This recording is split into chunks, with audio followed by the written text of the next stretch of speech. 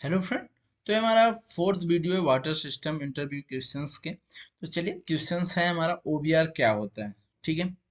तो ओबीआर का full form जान लीजिए, आउटपुट बिटवीन रिजर्वेशन, जो सॉफ्टनर में यूज किया जाता है। सॉफ्टनर का जो रीजन्स रहते हैं उसे रिजर्वेशन कब आना चाहिए, ये ओबीआर के फार्मूले पे हम सेट करते हैं। ठीक है। लीटर ऑफ रेजिन्स मैंने आपको नेक्स्ट वीडियो में बताया, आप वीडियो नहीं देखे हो तो आइकन जाइए प्लेलिस्ट में वाटर सिस्टम के और हमारे आइकॉन पे क्लिक करिए, आई बटन पे, उस पे भी आपको देखने को मिल जाएगा। ठीक है।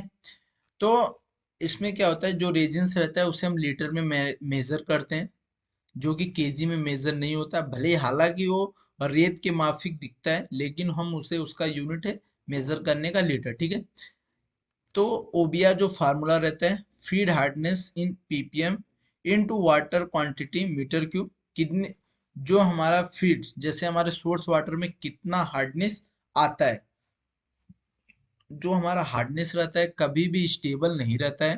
फर्स्ट नोटेड कर लीजिए, कभी 10, कभी 20, कभी 40, कभी 100, कभी 150, कभी 200, ऐसे हार्डनेस हमारे आते रहते हैं। ठीक है।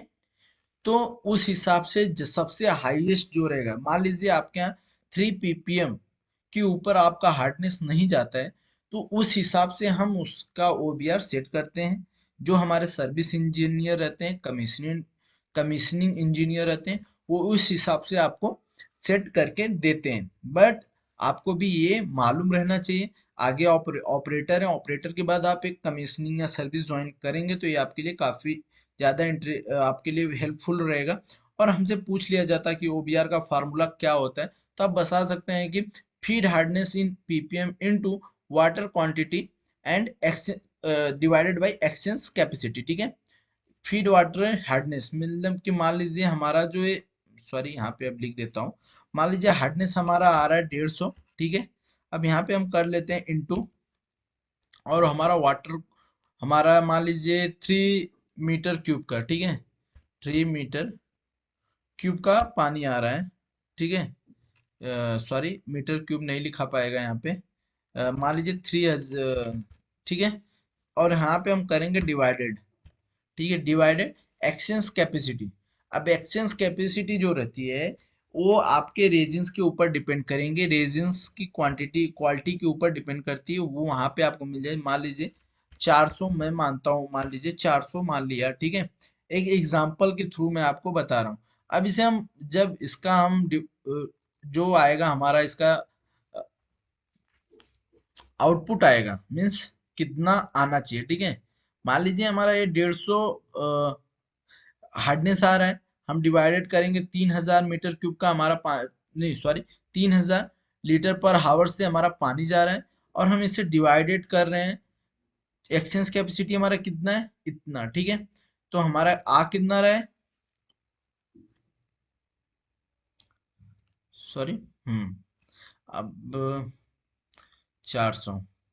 तो अभी हमारा ये हो कितना रहा है, इसका चलना कितना चाहिए, तो 1000। ठीक है, 1125 मिनट ये हमारा जो रेजिन सॉफ्टनर रहेगा वो चलेगा। ठीक है। ये होता है ओबीआर के फार्मूले से इसको कैलकुलेट किया जाता है। Resin quantity, exchange capacity and feed water total hardness. ठीक है। ये जो होता है यहाँ पे देखिए, ये जो आपको मैं बता रहा था, ये लीटर रहता है, कितने लीटर लेने हैं। ठीक है।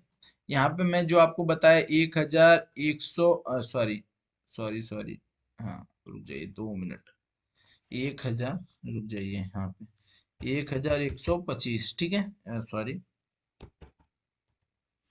1125, माने इतना लीटर अपने को ये रेजिन्स लेने पड़ेंगे इसके हिसाब से।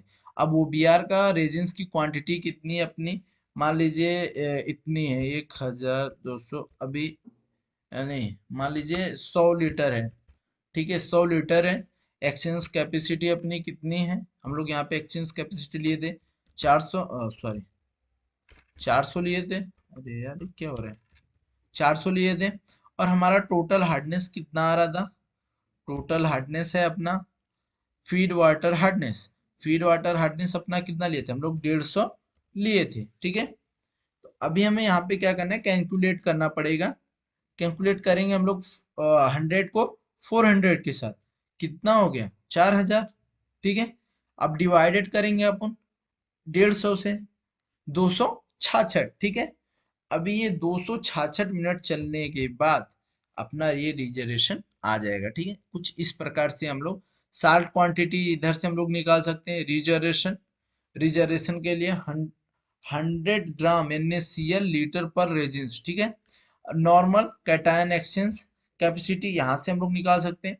ये जो होता है आप स्क्रीनशॉट मार के रख सकते हैं या इसे आप नोट कर सकते हैं, काफी इंपॉर्टेंट है। मैं ये मैंने अपने नोट्स बुक में लिखा हूँ, तो इसलिए मैं आपको बता रहा हूँ कि आप इसका एक स्क्रीनशॉट भी ले सकते हो। ठीक है, तो चलिए नेक्स्ट क्वेश्चन पे चलते हैं। सॉफ्ट वाटर और हार्ड वाटर में अंतर क्या होता है? मैंने अपने नेक्स्ट वीडियो में भी इसका अंतर नहीं, इसका अंतर नहीं, बट हार्ड वाटर के बारे में कुछ डिस्क्राइब किया हूँ। ठीक है, तो इसके बारे में अब हम बात करेंगे, हार्ड वाटर क्या होता है और सॉफ्ट वाटर क्या होता है। ठीक है, अंतर क्या, डिफरेंस क्या है। तो हार्ड वाटर जो होता है, पानी में मौजूद खनिज जैसे कैल्शियम मैग्नीशियम से निर्धारित करते हैं कि पानी कितना कठोर, हार्ड वाटर है। ठीक है, इन खनिजों की मात्रा जितनी अधिक होगी पानी उतना ही हार्ड वाटर होगा। इसलिए अगर दोनों खनिज पानी में पाए जाते हैं तो आपका पानी कठोर, हार्ड कहलाता है। कठोर जल को पेयजल पानी के रूप में बेहतर माना जाता है, क्योंकि कठोर जल में खनिज जैसे कैल्शियम और मैग्नीशियम मौजूद होते हैं, जिसकी मनुष्य को बहुत ज़्यादा आवश्यकता होती है और आपको ये स्वस्थ बनाए रखते हैं। बहुत से लोग इसके मीठे स्वाद के कारण कठोर पानी पीना पसंद करते हैं। ज़्यादा भी कठोर पानी हमारे बॉडी को काफी नुकसानदायक होता है। ठीक है फ्रेंड, ये आप काफी ध्यान रखें। जो हमारा हार्ड वाटर रहता है, लिमिट में आप हार्ड वाटर पिएंगे तो आपको जल्दी प्यास नहीं लगेगी। एक बार आप पानी पी लिए तो आपको 1-2 घंटे पानी पीने की आवश्यकता नहीं होगी। जैसे आप अभी RO का पानी पीते हैं तो आप देखते हैं कि आपको जल्दी जल्दी प्यास लगती है। ठीक है, लेकिन आप हार्ड वाटर पी रहे हो, हार्ड वाटर वो भी, तो आपको जल्दी प्यास नहीं लगने वाली। ठीक है, ये होता है hard water and soft water में अंतर। हार्ड वाटर स्वास्थ्य के लिए लाभ, म- मैग्नीशियम हृदय रोग को रोकने में मदद करता है। उच्च रक्तचाप और गुर्दे की पथरी, स्टोन में जोखिम को कम करता है। ठीक है, पानी पीने के लिए सुरक्षित और स्वाद में मीठा होता है। पीने के पानी में आवश्यक खनिज मिनरल के भरपूर होता है, जो आपके स्वास्थ्य को एक्टिव रखता है। ठीक है, हार्ड वाटर के नुकसान क्या होते हैं अब ये जान लीजिए। हार्ड वाटर जब घरेलू उपकरण में नुकसान पहुंचाता है और कम इन्फेक्शन बन जाता है। ठीक है, ये साबुन के झाग को बनाने बनाने से और कपड़े की पूरी तरीके से साफ करने में भी रोकता है। एक्जिमा के लक्षण और ड्राई स्किन हो जाते हैं और आपके बाल चिपचिपे हो जाते हैं। ठीक है, बाल चिपचिपा हो जाएगा, आपके बॉडी पे रस्टिंग होने लगेगा और बाल झड़ने लगेगा। तो ये हार्ड वाटर का काफी ज्यादा ये लक्षण होते हैं। ठीक है, आप जैसे इंडस्ट्रियल एरिया में आप इंडस्ट्रियल एरिया में काम करोगे तो आपको ये हार्ड वाटर देखने को काफी ज्यादा मिलता है। ठीक है, सॉफ्ट वाटर, सॉफ्ट वाटर जो होता है, सॉरी, पानी के शुद्ध रूप में सॉफ्ट वाटर होता है। बारिश का पानी इसका एक अच्छा उदाहरण है, लेकिन जब बारिश का पानी जमीन से संपर्क आता है तब इसकी संरचना में बदलाव आता है। जब बारिश का पानी सॉफ्ट वाटर कैल्शियम मैग्नीशियम में संपर्क में आता है तब बारिश का पानी हार्ड वाटर बन जाता है। जब हमारे हार्ड जो बारिश का पानी रहता है वो पूरी तरीके से सॉफ्ट वाटर रहता है, बट जैसे ही वो जमीन पे गिरता है वो कैल्शियम और मैग्नीशियम के संपर्क में आते ही वो हार्ड वाटर बन जाता है।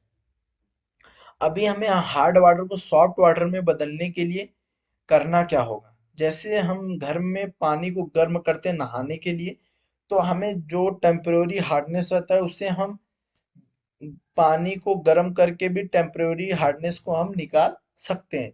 लेकिन जो हमारा परमानेंट हार्डनेस रहता है वो हम पानी को बॉयलर करके नहीं निकाल सकते। ठीक है, चलिए सॉफ्ट वाटर के लाभ के, साबुन के झाग बनने की प्रक्रिया अच्छी होती है और कपड़े की पूरी तरीके से साफ हो सकते हैं।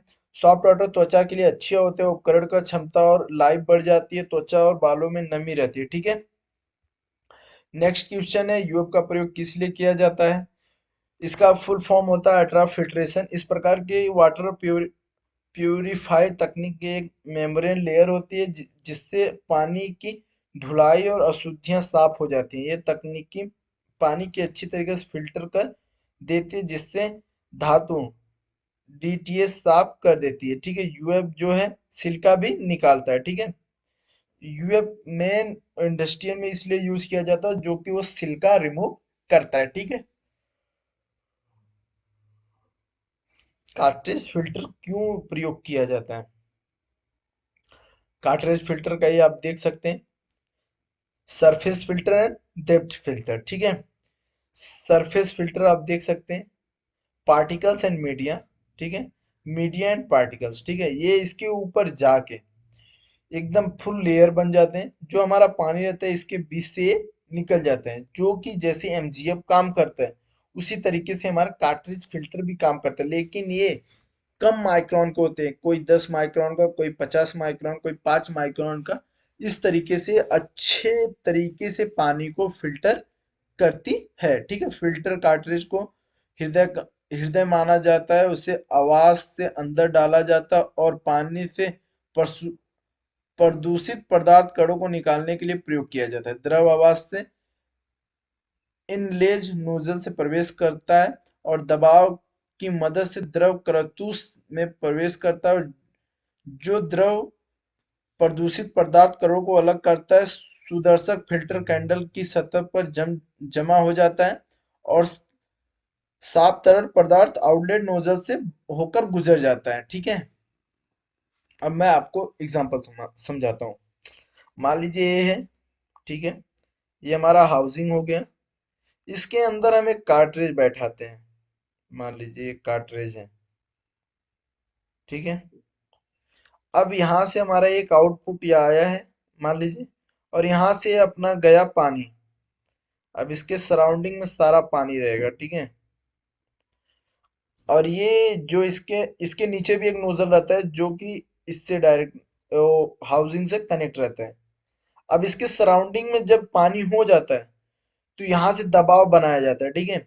दबाव जब बनता है तो ये बीच वाले नोजल तक फिल्टर होके पहुंचता है और यहाँ से आउटपुट निकल जाता है, जिससे हृदय माफिक काम करता है, ठीक है। जैसे हमारा रक्तचाप फिल्टर करता है, वैसे इसका भी प्रयोग किया जाता है।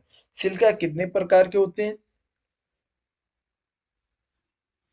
सिलिका वैसे दो प्रकार के होते हैं। आप इंडस्ट्रियल में पूछेंगे वाटर सिस्टम में तो आपको दो ही प्रकार बताया जाएगा, लेकिन मैं आपको यहाँ पे तीन प्रकार बता रहा हूँ, ठीक है। यहाँ आपको बताया जाएगा collider silica and reactor silica.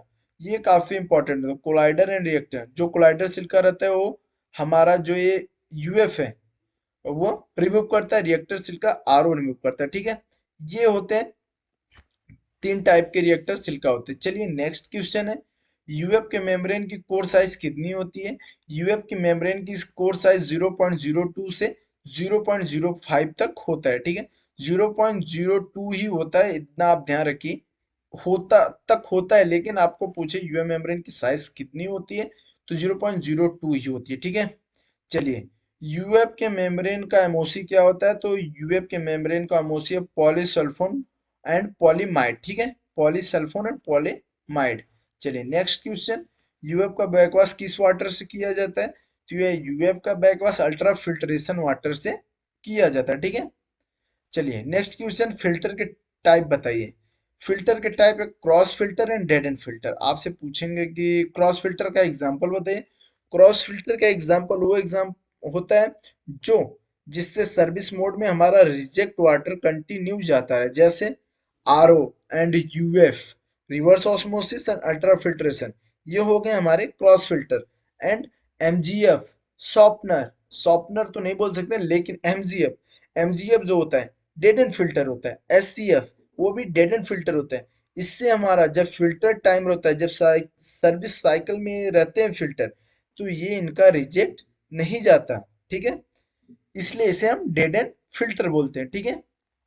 ये हो गए कुछ क्वेश्चंस जो काफी इंपॉर्टेंट होते हैं आप लोगों के लिए इंटरव्यू में, या आपके नॉलेज के लिए भी काफी इंपॉर्टेंट होते हैं। तो चलिए मिलते हैं नेक्स्ट वीडियो में।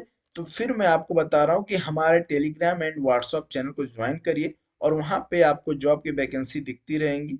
वाटर सिस्टम में आप जॉब करना चाहते हो तो एनी टाइम आपको वहां पे दिख जाएगा एक पोस्टर। उस ईमेल पे जाके आप अपना रिज्यूम ड्रॉप करिए, या हमारे टेलीग्राम या व्हाट्सएप चैनल पे या मुझे इंस्टाग्राम पे आप अपना रिज्यूम ड्रॉप करिए। आपको किस कंपनी में या किस डिपार्टमेंट में जॉब चाहिए, डेजिग्नेशन आपको कौन सा चाहिए, या किस फील्ड में आप काम करना चाहते हैं, वो हमें राइट करके मैसेज भेज दीजिए और अपना रिज्यूम भी भेजिए। मैं आपको रिकॉर्डिंग जॉब रहेगा तो मैं आपको खुद ही सेल्फ मैसेज करूंगा और आपका रिज्यूम एचआर को फॉरवर्ड करूंगा। ठीक है, तो मिलते हैं नेक्स्ट वीडियो में, तब तक के लिए।